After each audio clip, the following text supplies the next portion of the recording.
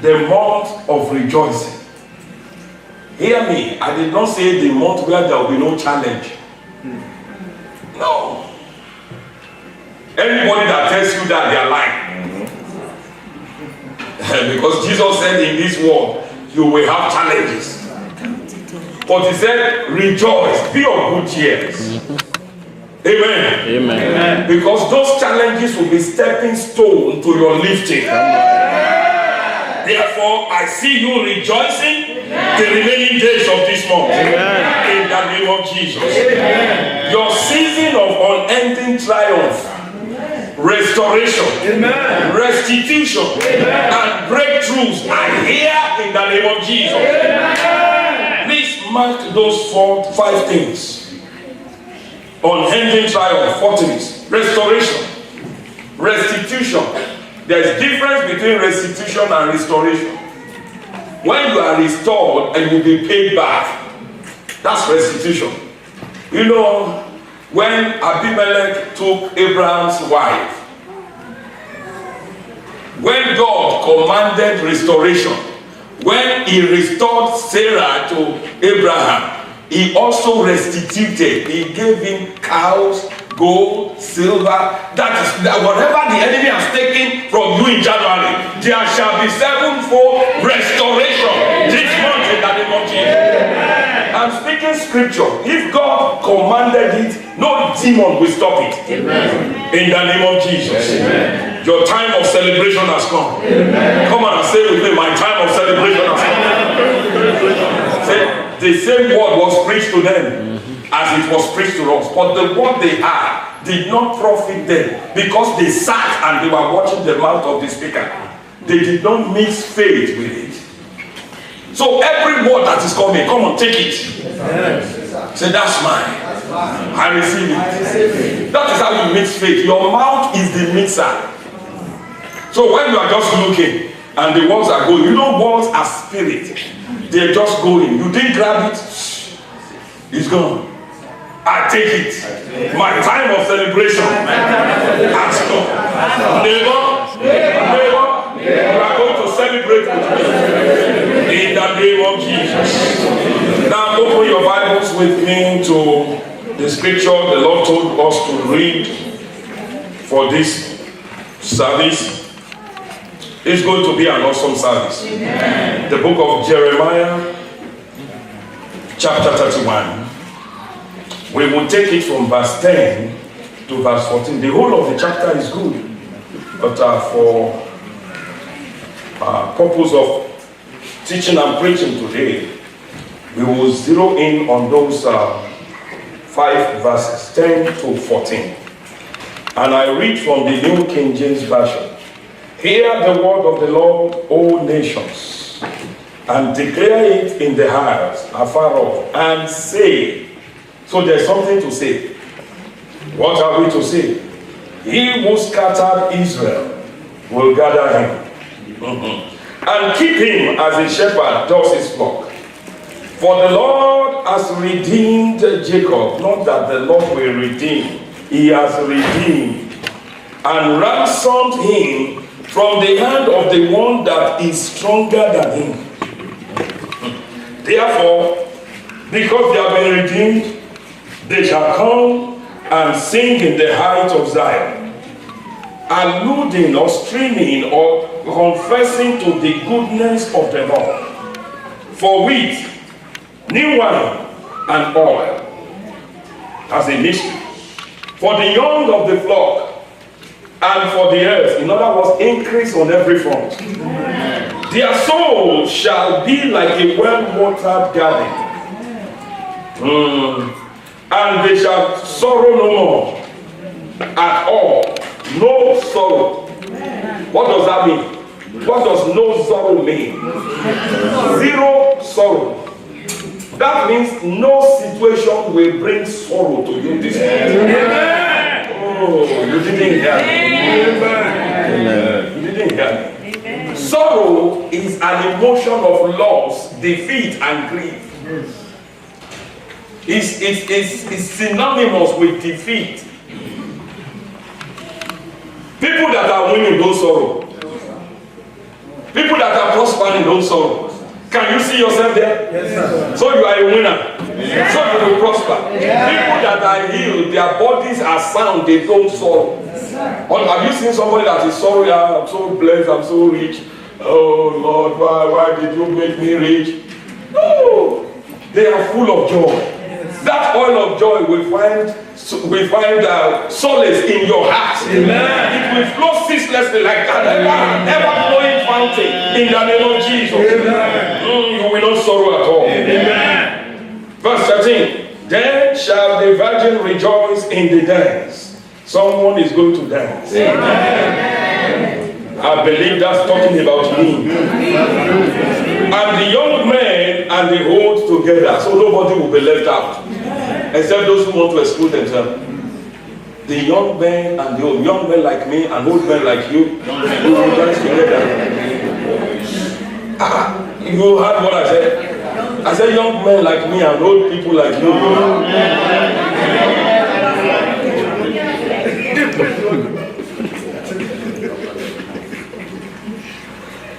For I will turn their mourning to what? Joy. Maybe you have cried in January. A change has come. Amen. Now, let's understand who is speaking here. Can he do it? Has he ever done something like this before? Yes, sir. He said, I will turn your mourning to joy. Amen. And I will comfort them. Amen. That means where they are hurting before, they will hurt no more. Mm-hmm. Where they are feeling pains before, whether in their body or in their finances, those pains will miraculously dissipate. Amen. Not only that, he said what? I will make them rejoice rather than sorrow. Amen. Verse 14. I will fill to the full. That's what satiate means. I will fill to the full the souls of the priest with abundance. And then my people shall be satisfied. Somebody say, I will be satisfied. What do you want to be satisfied with? He said goodness, goodness. So what is goodness? What is goodness to me may not be goodness to you. So it's your choice. But if you notice, this scripture is loaded with this. I asked the Spirit of God, why the priest before the people? He said, if the priests are not satisfied, how would they declare on the people? What would they declare? Now, in my culture, he said, somebody wants to bless you with clothes, you look at the one he's wearing first. If the one he's wearing is torn and tattered, you better move on. Because the ones he will give you will be likewise. Because as goes the priest, goes the people. So God said, what is working in my priest shall be seen on the people. Amen. Hallelujah. Amen. There's no mistake. When I saw it, I said, Lord, why this? And you know, they that ask, they receive. Hallelujah. When you ask genuine questions, the Holy Spirit, the author of the book, will explain to you. Especially if you know how to pray in tongues. Because most of the answers come in here comparing spiritual things with spiritual. You judge things spiritually.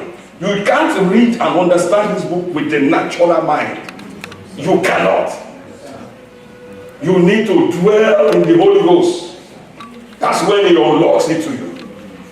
And every word, there is a purpose why he put them there. I'm so glad that you will not be left behind this morning.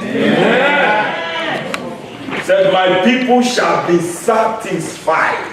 He didn't say, I will give them my goodness. He said, until they tell me, Lord, it's enough. That's what satisfied me. Okay, somebody's bringing you rice with some good chicken wings and stuff. The first course they bring, you take it. The second one they bring, you whack it. They bring two more, you do justice. By the time they bring to plate number 6, and you are filled to here, what will you do? You tell them, I'm satisfied.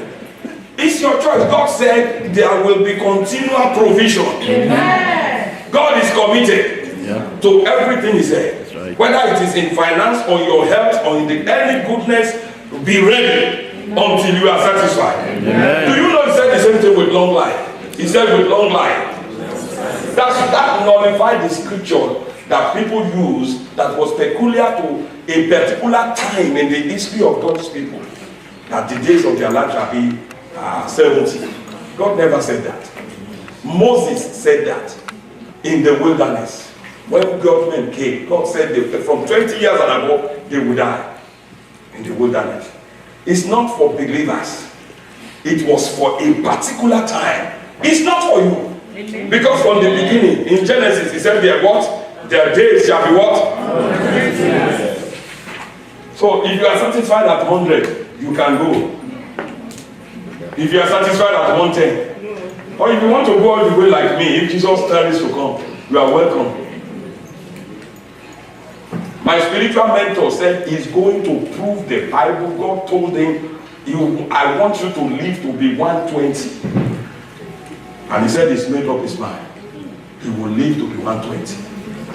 And I believe it. If Jesus did not come, that man will live to be 120. And I will be still there listening to him. Amen. Amen. And he said on his 120th birthday, while he's preaching, he said, all of you will gather on my 120th birthday. I will invite all of you. When I'm preaching, boom. And as I'm going, my wife is going too. He said his wife will be 115. She's not going to make it to 120. Because it's going to be, we are going. Our bodies will just stop. And I believe that's how it's going to be. Amen. Because somebody, one of his mentors has proved it. Brother Charles Carr called all his associates and friends. Said 11 o'clock next Sunday, I'm going home. 11 o'clock, 11 a.m., I'm going home. And exactly 11 o'clock the following Sunday, boom, the plane took off. But didn't you read about Jacob? He called his children, he blessed them, and gathered himself unto the bed and breathed his last. Say, mark a righteous man. The end of that man shall be peace. God is committed to that. No sickness is to force you out of this body. You are the owner of this body. This body belongs to you. So keep it well. And it will serve you till you are satisfied. Are you ready? Amen. Amen. I will be here.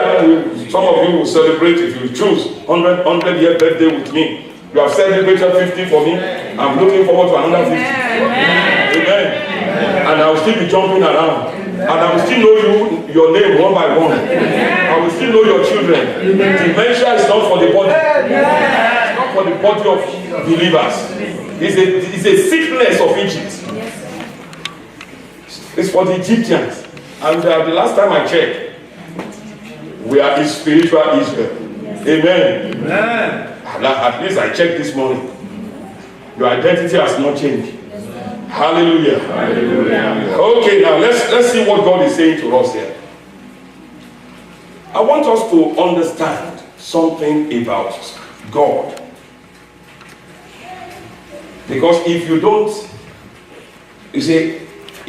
understand the heart of a man, you will misjudge his statements and mischaracterize his acts.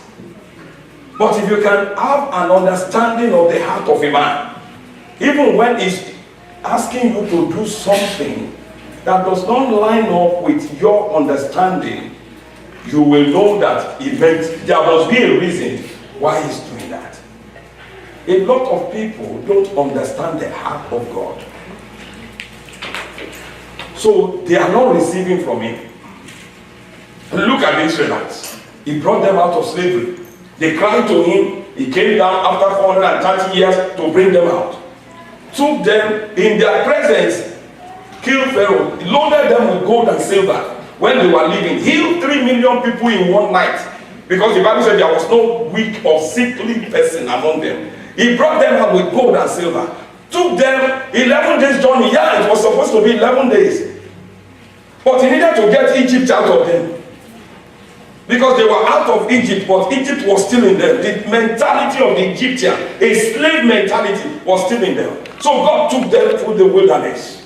And they got to the wilderness. They said, Lord, you are a wicked God. You brought us here to kill us. You understand? They don't know his heart. He already told them, I'm taking you to a land flowing with milk and honey, where you will live in houses you did not build, harvest things you did not plant. But here they are, accusing him of being unfair and being wicked. Why? Because they do not understand his heart. And the only two people that have an understanding to the goodness of the heart of God, to his love, were the only two that made it there. He said, my servants Caleb and Joshua, because they have a different spirit from the generality of the people. He said they will enter. And 40 years after, those two entered the promised land. The same people that left Egypt, baptized into the Red Sea, all drank from the rock. The rock was Jesus. So you can be born again and still suffer affliction. The fact that you are born again is not an excuse for man. Yeah, it can. If you know who you are and what you are, you can be separated. They died, their carcasses fell in the wilderness because you know what their problem was? And their mind. They were careless with their tongues, and their tongues destroyed them. Because you are going through, please understand that God is for you. Don't let the pain of what you are going through destroy your future. Because you have pain now, that does not change the fact that Jesus died for you. The fact that they said no to your immigration issue, that does not change the fact that Joshua 1:3 is still God's desire for you. Hallelujah. Amen. Hallelujah. Amen. Please understand. For 40 years, they experienced miracle, but they still perish in the wilderness. They were eating manna. They were eating quail that was supernaturally supplied. So miracles does not change people's heart. 40 years of miracle, they did not enter. God said, they saw my power, but they doubted me. Therefore, no way. You will not be like that. Amen. See, walking with God is a choice. It doesn't matter what I'm going through. I trust you, Lord. Don't you read about Job? Even though he had no clue of spiritual laws. But the Bible said in it all, Job did not sin. He did not curse God. And God restored everything that Satan took for him. Times two. Even his own wife said, curse God, useless man. Curse God and die. May you not be married to such a man or a woman. Amen. That's devoid of understanding. Said, curse God. Is that a good advice? In other words, Satan took over the wife. You know what Satan is after in your life this month? Your tongue. Most people's problem is less than 2 inches below their nose. Oh Lord, where is your face? Why is this happening to me? Why not those unbelievers? In other words, God, you are not fair. You are unjust. That's indirectly what they're saying.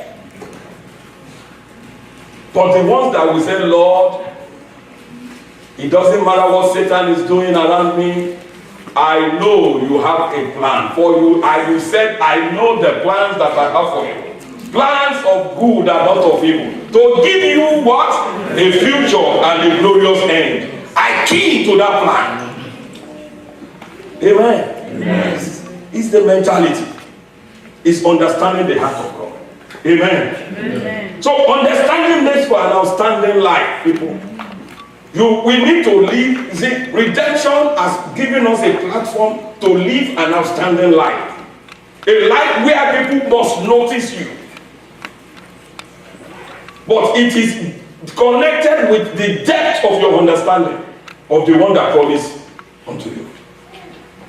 No matter what you, a child of God, is going through, God is eternally, hear the word, is eternally, is forever committed to your outstanding success. Amen. Amen. It is not a sin, people, to be challenged. The sin is accepting defeat. That you are knocked down is not a sin. It is in the manner of human beings to be knocked down. But it is in the manner of children of God to rise back up. So to accept defeat is a slap on redemption. To accept that is your cause, that it is over. You are tarnishing the blood of Jesus. We have said that many ministers have said that challenges are universal. They don't need visa before they get to your house. But not everybody is living a defeated life. Not everybody is bowing down to challenges. Amen. Amen. So a visual, a vital instrument for what? Undefeatable lifestyle in the kingdom that we are. I'm speaking to Christians. I'm speaking to Christians, please. These things does not apply to unbelievers. They only apply to sons and daughters of the kingdom. So a vital instrument for an unending triumph in this kingdom is rejoicing. And that's what we want to look at as much as we can. Why did God say, in spite of what we are going through, rejoice? Why is it vital? Why is it necessary? We will see. Amen. Amen. Let's go back to our scripture. Quickly, I want to highlight some things. Jeremiah chapter 31. There are 5 verses there. I'm going to quickly see what I can do with those 5 verses. Verse 10. Hear the word of the Lord, O nations, and declare it in the house afar off, and say, the Lord has scattered Israel, will gather him, and keep him, and guard him, and protect him, and provide for him, as a shepherd does his flock. The first thing we see in this verse 10, is that this is a prophetic declaration. What is a prophetic declaration? Something that is coming direct from the mouth of God through human vessels. Because the way God sets things up on this earth is that God cannot just barge in and do anything he wants. In Genesis chapter 1, he came in and did everything he wanted. Then he handed over authority on this earth to his man Adam. And he said, let them have dominion over all the earth. From that time on, it becomes illegal for God to just come in and do anything on this earth. He has to walk through a man. That's why Amos 3:7 said, it is impossible that God will not do anything without revealing the plan to his prophets. So that the prophets can take what he has said and say it to the people. Then the people receive it and begin to declare it. Then God now step in and will do what he wanted to do. That is the way things operate. So the most powerful thing on this earth are words. And your words will affect you more than the word of God. You can nullify the word of God in your life. Amen. Amen. So there was a decree from the headquarters. And you know when there is a decree, if you have worked in an organization where there is headquarters, then you know what I'm talking about. I was privileged to work in one. It doesn't matter what you are doing at the state level, the regional level, at the community level. Now, which one is higher? Whatever the Prime Minister says, or whatever the region of Peel says. But they are both government. Yes. But one is higher in authority. One is the HQ, speaks for the whole of Canada. It doesn't matter the law they make. The Prime Minister can sit in his office and say, I know what you have said, but by the power invested in me for the next how many years, I change this, I change that. and it overrides and supersedes whatever has been made. So there is a decree from heaven, and that decree said, God will, wherever you have been scattered, God will rescue you. Hallelujah. Hallelujah. The second, why will he rescue them? Now let's back up. They were scattered. Why were they scattered? Because they transgressed the commandment. So they were scattered because of judgment. Maybe where you are today, what you are going through is a part of judgment for what you have done at the time before. I have good news for you. This scripture talks of mercy. It talks of forgiveness. Because he will not gather them if he hasn't forgiven them. Amen. Amen. And to rescue them from the hand of those who are stronger than them is an act of his mercy. Amen. Amen. Let's check some scriptures. Ephesians chapter 2 verse 4. Ephesians 2:4. See what it says. But God, somebody say but God. Yes, judgment came, but God, who is what? Just barely making it in mercy. Just a little dab of mercy. How rich is God in mercy? He is very as rich can be. God who is rich in mercy, because of his great love with which he has loved us. So his mercy is a reflection of his love. He's having mercy on you because he loved you. It's an expression of his love. God is love.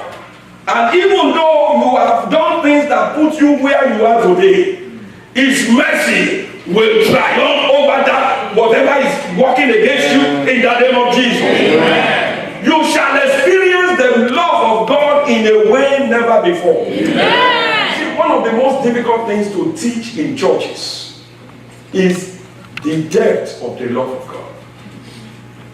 You can't learn it. You have to catch it in the spirit. It has to be a revelation how much he loved you. Until you have a revelation, then you can't walk with God. You can't trust God with your life. Now, they can stand up, sir. I know Pastor has demonstrated it some times ago. This is what is going on. Stand in front of me. You are my son. Yeah, you are indeed my spiritual son. Amen. Amen. But I represent God, and you are the one that I have covenanted with as an act of my will. I am God. I chose you because I want to. And I've entered into a covenant of blood that's unbreakable, that I got your back always.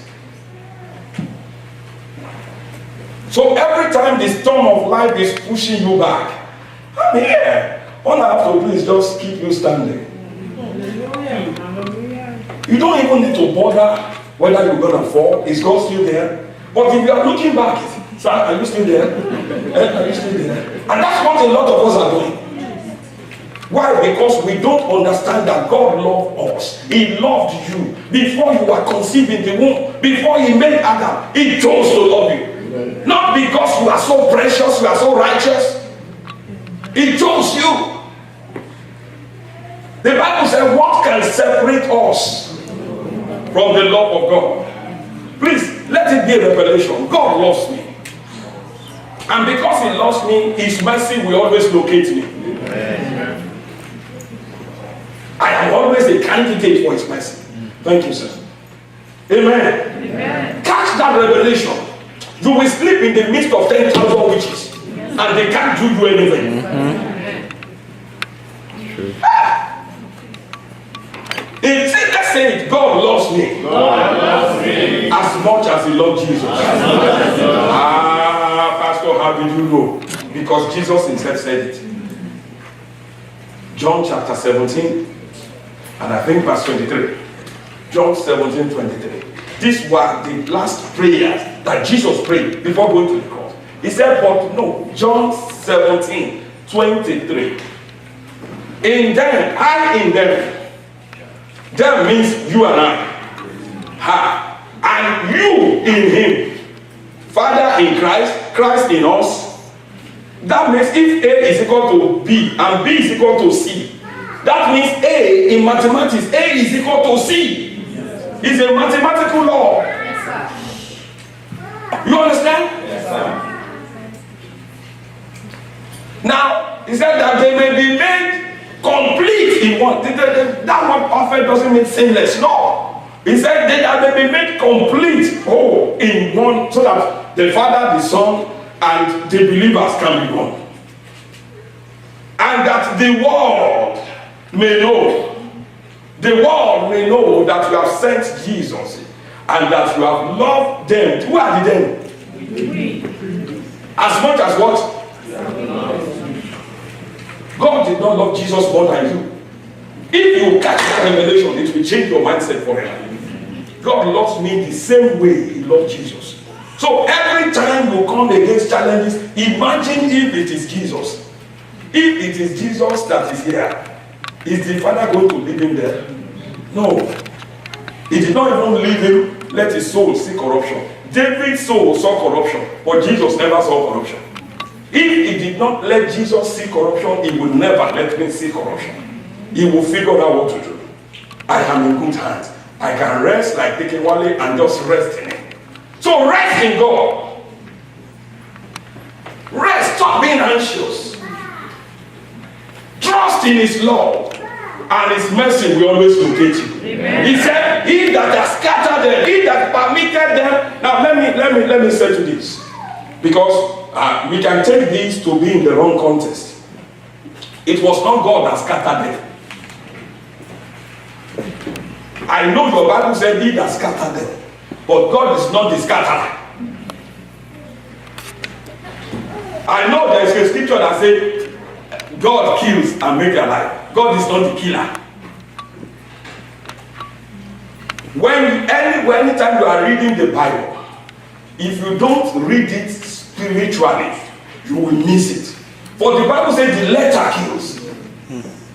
Now, a very good example that our pastor gave to me some time ago is that if it's raining out there, where are you now? Where are you seated? If it's raining out there, is it going to rain on you here? No. But if you step out there and it's raining, what's going to happen? Is it God that pushed you out there? Because he made every human being to be a free moral agent. He gave you the ability to choose and to refuse, even himself. You can refuse God. But when you refuse God and you step out, you are in the control of Satan. And Satan cannot do anything but to steal, to kill, and to destroy. He can't bless because it's cursed. So when you put yourself in the hand of Satan, you are already, you see, in those days, my parents and I too, we raised chicken in the back of our house in Africa. We raised chicken. But do you know what happened to all those chicken? They ended up somewhere here. It's only a matter of time. So when you put your hand in the hand of Satan, it's only a matter of time. Yes, sir. Because he feeds on dust, and dust outside are dust. And if you group yourself with the dust, you will be eaten by the devil, and you can't blame God. So the right translation for this verse, he permitted them to be scattered. He that permitted them to be scattered shall gather them. So because when God withdraws his presence, Satan moves in. There is no vacuum in the world. So you are either with God or you are with Satan. Jesus said, he that is not with us is against us. There is no in between. You can't be in both places. Understand spiritual things. You are either with God or you are with Satan. And when you are with Satan, it's a dangerous ground. Amen. Amen. God is not a killer. Judgment from the side of God is withdrawing himself. He just withdraws himself. And the killer comes in. Amen. Amen. Hallelujah. Amen. That's all I'm going to say about that. The second thing we saw is, apart from mercy and forgiveness, we saw deliverance. Can we read some scriptures before? Let's read these scriptures. Psalm 103 verse 8. to really understand, the Lord is what? Merciful. What does merciful mean? Full of mercy. Is it full of hatred? Is merciful and what? Gracious. That means he is predisposed to doing good. That's his nature. God is good in nature. There's nothing evil in God. He doesn't do a little bit, like Job said, can we receive good from the hand of God and not evil receive evil? See, be careful how you interpret the Bible. It is not everything that's in the Bible that are spiritual truths. God put them there.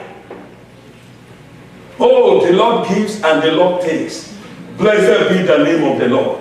All things work together for the good of those who love God. And somebody's child just died. I was studying, and I think I showed it to Pastor. You see, when Job was accusing God, when he was saying all those things, I'm righteous, why is this happening? Lord, you are unfair, and this and that. He was, and his three miserable friends came to encourage him to think God was unfair to him. But I was reading the scripture, and I was listening to a message, and the light came.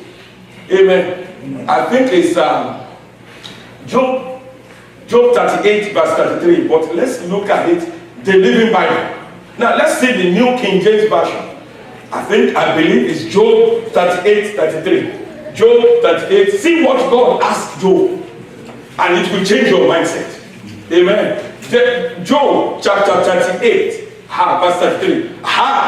The King James said, I've read this many times, but it was just flying over my head. Do you know the ordinance? God was asking Job. He said, do you know the ordinances of the heaven? Can you set their dominion over the earth? That looks like Greek to me. Like somebody said, Bible looks like Greek. The reason why you need to read different translation and invest in this thing is for your own good.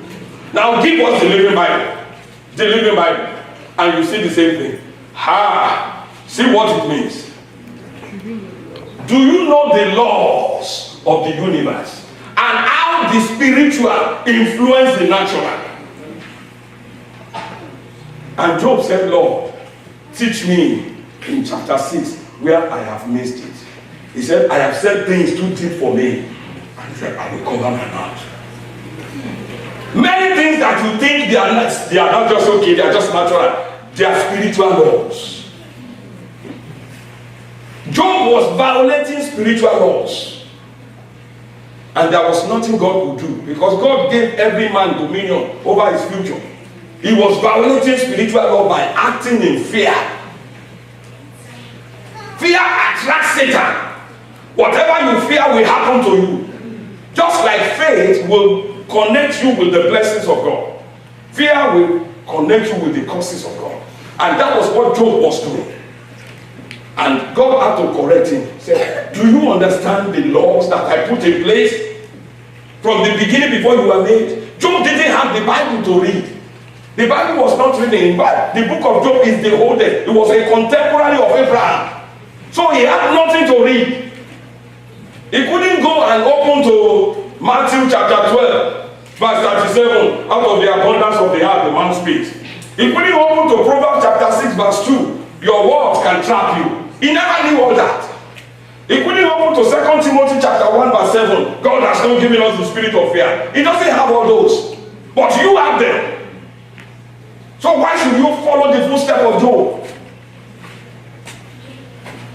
Amen. Amen. You will not be destroyed. Amen. So, you see, some things you don't understand. If you don't understand, the Bible says it's better to be quiet than to play religion. Lord, I don't have a clue. Can you show me like Job? I think it's in chapter 6. Job said, Lord, show me where I miss it, and I will learn. Many people are not teachable. They are being indoctrinated into religion, and they will stay in religion. Get out of religion. Go into Christianity. Let the Bible speak and stay with the Bible. Not what somebody taught us in Sunday school. Amen. Amen. God is a good God. Say that to yourself. My God is a good God. What I'm going through is irrelevant. He loves me. And he will deliver me. Isaiah 43 verse 25. Isaiah 43, 25. This is what he said. And he said, I, even I am he. The original said, I am. And that I am the one that blots out your transgressions. They heard, they sinned, they transgressed, so they were led into captivity. But God said, I am he. And when I pronounce them free, no accuser can stop them. I am he who blots out. I am not covering it. Their mistakes, their error, they have been wiped off. He said, I will what? He said, for my own sake. Not because they did good. See, the covenant, that the new covenant is not depending on how good you are. That is the truth. It's a covenant between the Father and the Son. Between the Father and Jesus Christ. The Father will not break it, Jesus will not break it. But Jesus has just invited me and I to partake of the benefits. So you can't break it. The first covenant will not work because they can't keep up. They can't fulfill their side of it. God said, if you do this, I will bless you. They couldn't do it, even though they promised. We will do it. All that God says we will do. And immediately they started failing. But this one, Jesus came, walked in the covenant. He did not sin. He who had no sin was made sin for you and I, that we might be made the righteousness of God in him. And if you are Abraham's son, Abraham's seed, then you are heirs of the promise. Hallelujah. Hallelujah. So he said, for my own sake, and I will not remember. He didn't put it away in archives. You know, in your computer there are archives. You can archive things. 3 years down the line, there are things that I put away in OneDrive. You know what OneDrive is? I put it there. 2013. Things I preached in 2013. Things I preached in 2015. And I was playing around on my tablet and I said, oh, let me even see what is there. Oh, see what I preached. That's not what God did. He didn't put it into archives. He didn't file it away. He did what? He destroyed it. So to God, what you did 5 years ago, it only exists in your mind. So when you are bringing it up before God, God is saying, what is she saying? There is no record. That abortion you did 5 years ago, there is no record. That disobedience, there is no record. That is why I said it that is in Christ is what? A new creature, not a makeover. So stop judging yourself. You are a candidate for the mercy of God, and God is committed to rescue you. So this month, you need to rejoice. I'm giving you reason why you need to dance and rejoice before God. For the past failures are gone. It's a new day for you. Hallelujah. Hallelujah. So Psalm 30 verse 5. Psalm 30 verse 5. See what it says. For God's anger is what? For 5 years. Is God still angry with you? No. God's anger is for a moment. But what? His favor is everlasting. Weeping may endure, may last. But for how long? How long is that challenge supposed to last? A night. It's a moment. But with the dawning of a new day, something comes. There is what is called the spirit of joy. The oil of joy. May I say to somebody on this side, your morning time, your day has broken. You like to receive? Yes, sir. Your joy time is now in the name of Jesus. Thank you, Jesus. Thank you, Jesus. Not only that, you shall be protected. Amen. Because we know from scripture that the shepherd does three things. Isaiah chapter 40 verse 11. This is what the shepherd does. Every competent shepherd and he is the over shepherd. Amen. Isaiah chapter 40, verse 11. See what he said. He will feed his flock like a shepherd. That is provision. He will gather the lambs with his hand. That is protection. And what? He will carry them in his bosom and gently lead those with young. That is direction. The shepherd provides, the shepherd protects, and the shepherd leads. So if he is your shepherd, this month you will not lack any of those things. Amen. What I'm saying is that you will be at the right places at the right time. Amen. And because you will be at the right time, right provisions will locate you. Amen.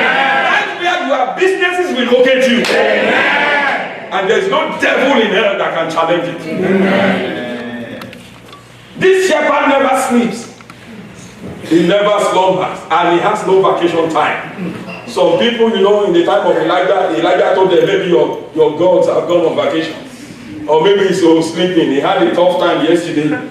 So he's sleeping over. You know, at times when you're, like some of us came yesterday to do some, what did they call it? Salsa.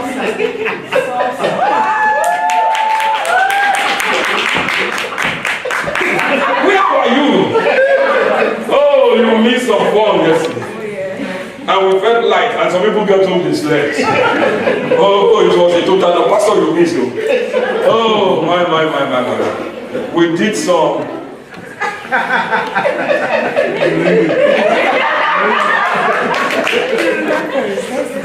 Next month, maybe we'll bring the lady back. Next month, be at the fellowship.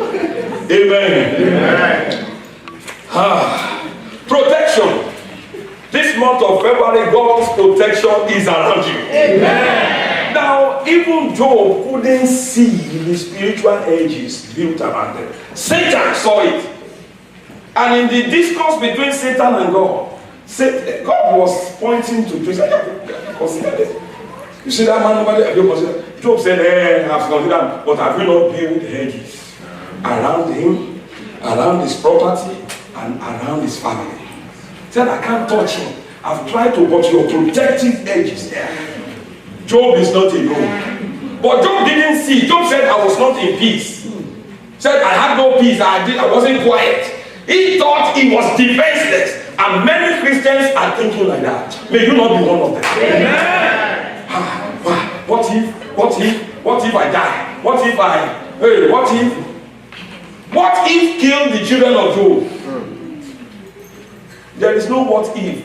You see, every time you put a but, it's dangerous. So take the but out of the way. Let God be God. He said he has given his angels charge. Angels, not one angel. He has given his angels charge over you. He said 1,000 may fall at your side and 10,000 at you.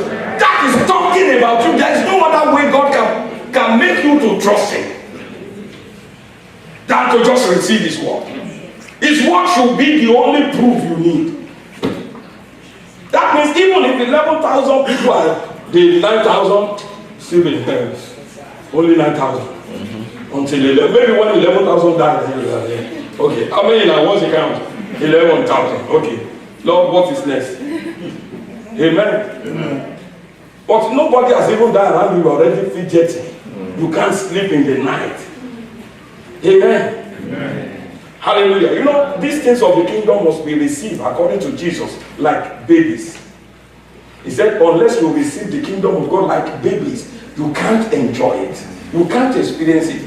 Promise a baby, a child, that I will give you candy.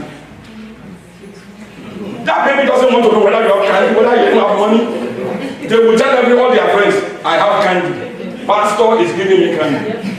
And God help Pastor, when he's done, if he doesn't give him candy, he will see Pepe. Because children will come with a faith, a no-quitting faith. They come to you expecting candy. And until you give them candy, they are not living. It doesn't matter how many people are by your door. Candy. You promised me candy. I want candy. That is what God expects us to have. He promised us, let's wait on him. Lord, you promised this, I'm here to collect. Amen. Amen. That is a shameless faith, importunity. That's the kind of faith that gets things from God. Not the one that said, I don't think he really meant it. I know he said it, but does he really mean it? Is he just kidding me? God is not a deceiver. It's not a give and take God. So every time I see something in the world and I make a demand for it, I expect it. It may take a while for you to come. Probably it's in the hand of somebody and that person is struggling with God. I'm asking God for 2,000. 2,000 is in the hand of Pastor Chus. And God is saying, Pastor Chus, when you get to church 2 weeks ago, God said, when you get to church, give Pastor Yemi 2,000. Ah, say, I bind you in the name of Jesus. God already, in the man of God, he already released that 2,000 to me. But the man is dragging his feet. But you can't bind God. So the voice will come again. That 2,000 release. And if he's not still dragging his feet, God can go to Brother Muiwa and say, Brother Muiwa, that 2,000 that came to your account yesterday, transfer it to Pastor. Amen. That's how God net works. Amen. And what he has been looking for, he will now organize somebody to give it to him. And what that person has been looking for, praying for, that somebody will just come and give to that person. God is the connector, but we don't see the connection most of the time. So the $5 that God said give could be the gateway to your immigration paper. And you are holding on to it, and God wants to, if somebody is supposed to sign, that person has pen in his hand. But you are the one hindering, and you are calling on God. And God is saying, release the $5. Let this person sign. You may not see the connection, but God sees it. Because he's the one above. He sees everything. That is how things work. That's how it works. Hallelujah. Hallelujah. Hallelujah. Hallelujah. So he said to us in Psalm 105 verse 13, I think I'm going to stop at 1. That's my cut-off time. God will help us. I promise I'll preach for 1 hour. And 10 minutes to 1 hour. Psalm 105. I'm right now. 10 minutes to 1 hour. I won't be like Pastor Chooks last year. We have to pray in the spirit for him to stop. Let's just appreciate him for last week.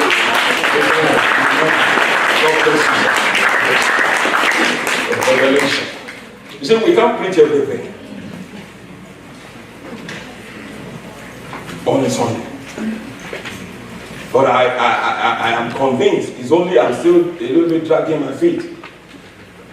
And I think I've shared it with Pastor. Wednesday, Thursday, Friday, Saturday, Sunday. There's going to be teaching and preaching in this church. From this one. Wednesday, we'll be teaching and preaching. Thursday. If you want to come, you are nobody will force. If you really want to grow, you will come. So if anybody in this house says they are not growing, then they are responsible. God, every time God is impressing on me, start a teaching. I used to do it Thursdays before. And God has been telling me, go back. Wednesdays, Thursday. Friday, there's prayer, there's choir practice. Saturdays, there will be teachings. And Sundays. He has been telling me, that's why I sent you to Canada. And use every avenue to get my word to the people. Because you can't do it on Sunday. How many things can we teach on Sunday? Amen. So we will let you know when things are happening. As from next Sunday anyway, even if I stop today, this message will not continue. But so those that came in the night vigil, they got some of it. They came today, they got some. When God gives us opportunity to go back to this, we go back. But as from next Sunday, I will start a series of teaching, maybe for the next 4 months, on your authority. Where God placed you on this heart, the authority of the believer. It's going to be about 16 lessons. And I will not repeat any lesson. After that, we are going to treat prayer. I'm going to treat prayer because if you don't know how to pray, your stuff will be in the hand of Satan. So we're going to teach on prayer for months. Hallelujah. Hallelujah. Those are the instructions of God, and we're just going to obey. Amen. Amen. It's not going to be only me, it's going to be the leaders, the pastors preaching. Psalm 105 verse 13. This is where I will probably stop today. This is my third and final closing.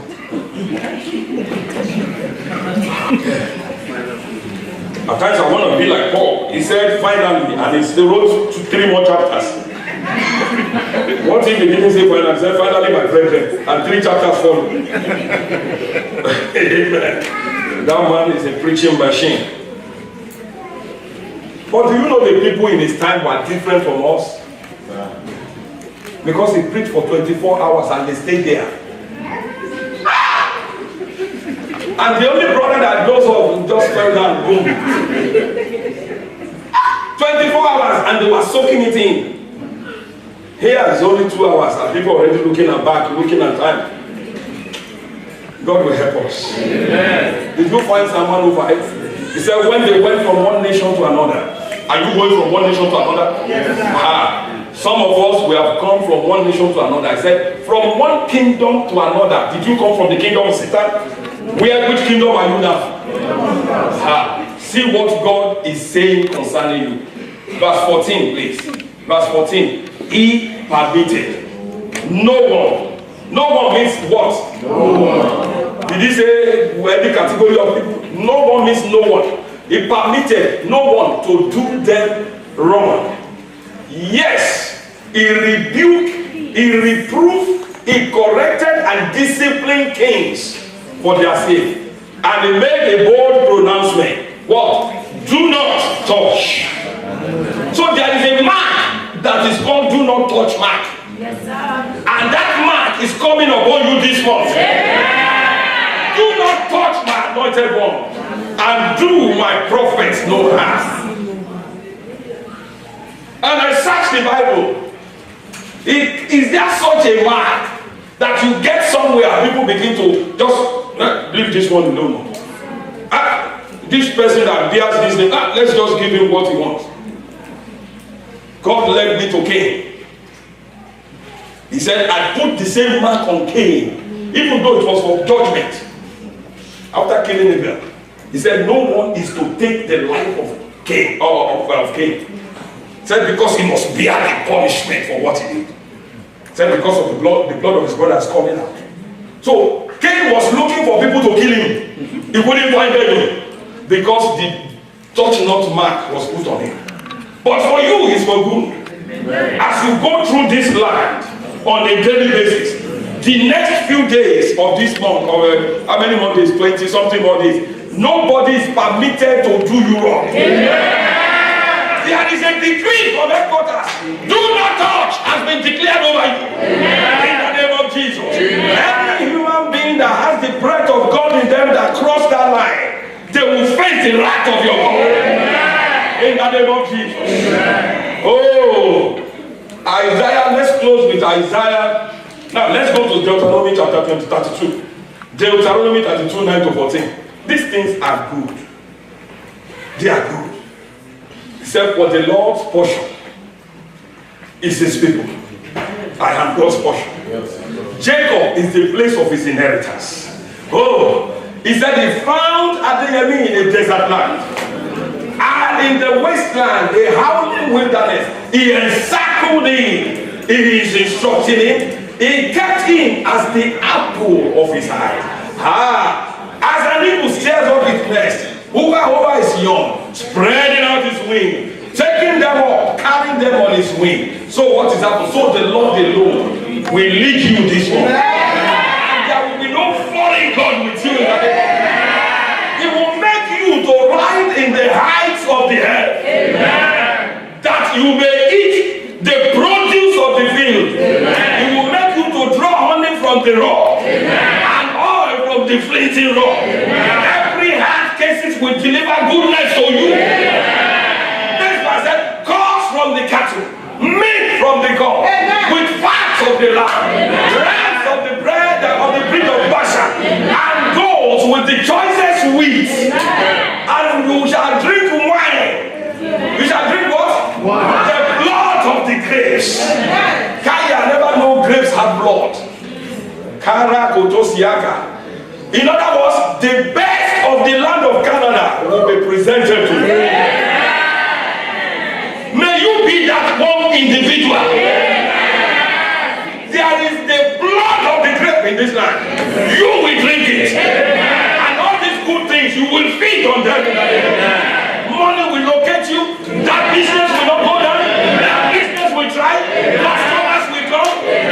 Whatever you are selling will be the best in that neighborhood.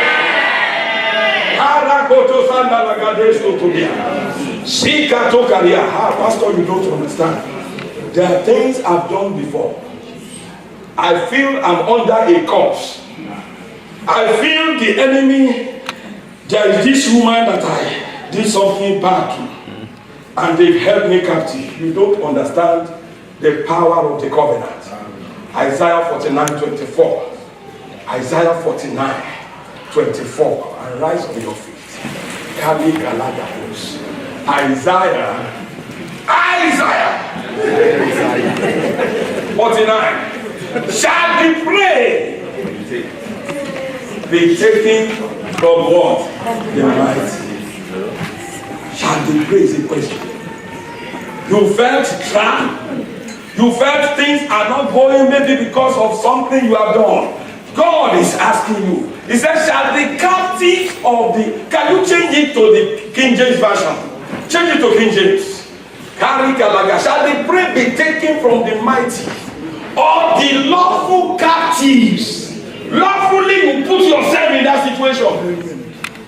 You make decisions and that put you in that corner, and Satan got you in the corner. But see what God said. Verse 25. But God says the Lord, even the captives of the mighty, they shall be taken away, and the prey of the terrible, they shall be delivered. For I, Jehovah, I will contend with him that contends with you. I will not only save you, I will save your children. If you stop there, it will have been good. Verse 26 is going further than that. Stop what is a total destruction on the enemy. And I will feed them that oppress you. With what? And they shall do what? Say the what? All flesh shall know that I am the Lord, your Savior, and the mighty one of Jacob. Do you believe the Bible? Yes, sir. This will cause you to rejoice. Hallelujah. I read this and I was almost jumping up in the middle of the night. Said, Lord, I will rejoice. Chapter 2, verse 20. Because I asked him, how do we tie this thing together? He said, but you have what? This is talking to believers. You are anointed. Where is the anointing? The anointing is in you. In verse 27. Verse 27, put it up there. Verse 27 said, the anointing that which you have received from him is abiding in you. The anointing is another name for the Holy Spirit. The presence of the Holy Spirit in the human vessel. That is the anointing. Yes, I'm anointed to do what I'm doing. But I am a believer. And every believer has the unction of the Holy Ghost. It's called the anointing. It's in you. And God said he will teach you. The Holy Spirit knows all things. One of my sons, I told him this secret about exams. This is not theory. I went to nursing school without knowing half of what they need to know. And to the glory of God, I still have my certificate, licensed in 2 states in the US. The computer keep bringing questions that I have no clue. My mind don't know it, but my spirit knows. So I pray in tongues even in the exam hall. And it looks like you pick C, I pick C. It's another one, I pray in tongues. Looks like I pick A. I'm telling you. And they said, no, if it doesn't shut down, you fail. I said, I can't fail. And the vision that and when the result came, I passed. I don't know what the computer marked, but I know I passed. This is the only knows all things. Look at verse 20. He said the anointing as he teaches you. In other words, as he instructs you, do it. Bypass your mind. Most of the time we are judging what God is saying with our mind. God is bigger than your mind. Stop judging God. This month when God said go there, go there. Don't say what is there. Oh, can anything good come there? Lord, are you sure you want me to go there? Just go there.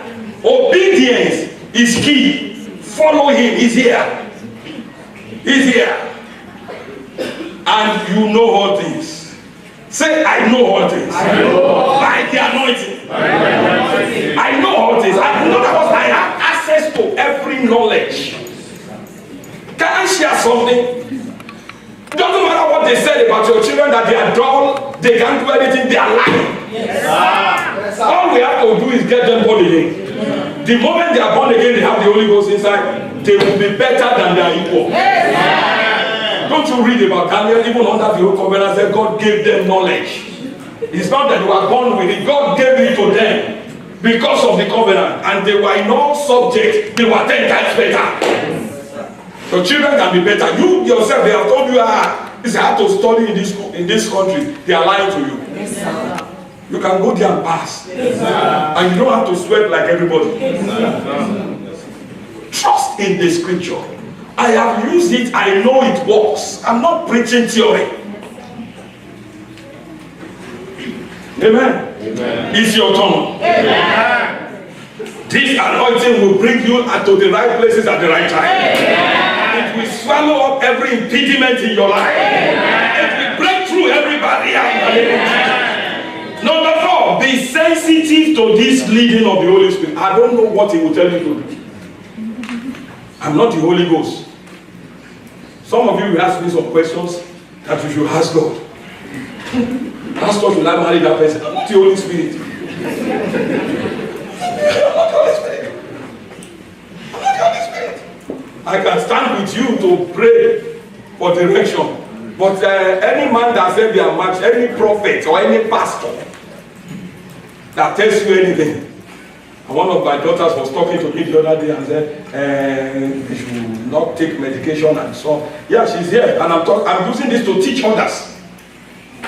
That's okay, should I convert the money for medication to seed? And I said that would be dangerous. Except God tells you to do it. Anybody that tells you don't take your medication or don't go to your doctor wants to kill you. Because they don't know your medical record, they don't know your faith level. So I explained to her, I said, I don't know your medical record, and I don't see your heart, I don't know how strong your faith is. So for me to tell you to go on divine healing, when your faith may not be there, is to kill you. But if God tells you, when he says it, he has given you the faith to do it. So let's be careful. No prophet should tell you, and send this money and you don't need medication. They are liars, their stomach is driving them. Let's understand that. We can believe God together. But let's be sincere with ourselves.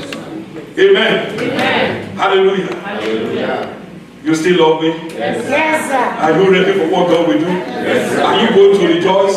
Yes, Did we sir. go through everything? Number 5, number 5, number 5. Number 5. You must go with these 5 things. Walk in the light of the word. Walk in the word, in the truth of the scripture you know. And what? Forgive. It doesn't matter what anybody says to you or do to you. Forgive quickly. Please forgive. Please, I'm begging you. Don't try to hold anybody down. You will end up holding yourself down and delaying your breakthrough. It doesn't matter what they have done. I'm saying it again. Somebody is still holding somebody here. I know by the Spirit of God. Pastor doesn't know what that person has done. Forgive care. I'm only trying to secure your future. I'm only trying to make sure you have your breakthrough. Please forgive. Please and please forgive. To forgive is by faith. You don't forgive because you feel like forgiving. Nobody feels like forgiving. But you gotta obey God. Amen. Amen. Doesn't matter what anybody says to me. I'll give you a blank check. I've chosen to love you and to pray for you. Amen. Amen. Even the people that called me bad pastor and left, I still pray for them. When they still called me to pray for them, I pray for them with my heart. Because I don't want to stay where they left me. I want to advance. I want to be relevant tomorrow. If you want to be relevant tomorrow, don't let anything hold you down. Walk in the word. Remember John 2:5. Whatever he says to you, Do it. hallelujah. Hallelujah. I leave you with Philippians 4:4. Philippians 4:4. This is what Paul said to us in prison. He was in prison and he wrote this. If Isaac can just rejoice in the Lord some of the time. Again, I said what? Is this a suggestion? No matter what you are going through, the man that God sent to send this to us, the prophet that echoed this to us, was going through terrible things. May you never be in prison in Rome. They tied a dead body to his back. They lashed a dead body to his back.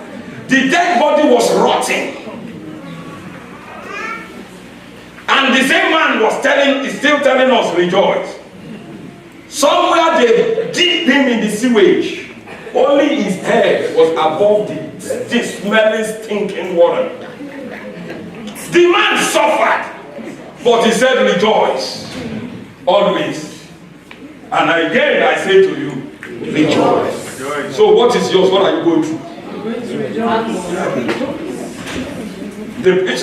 In my culture, somebody is in the bus, people sell some local herbs. Where's Mr. Morgan? They sell some local herbs where I came from. They are not licensed chemists or physicians, but they get in the bus and then they have their bag and they stand up and they begin to say, this one works for this. Their medications are all can cure any ailment. And they will say, have you used it there? Have you, my sister, you tried it before? But the question we want to ask them is, the man that said this, he has tried everything. Satan put everything on him. Say, who shall deliver me from this body of death? Who shall deliver me? Amen. Amen. Thank God for Paul. Thank God for the revelation. Thank God for your life. Because a greater than Solomon you are. Amen. This is the best time to be alive. Amen. This is a great month you are stepping into. And this month, your joy will know no bound. And leave you with the peace of God. It is well with you. Pastor, come on. Take over.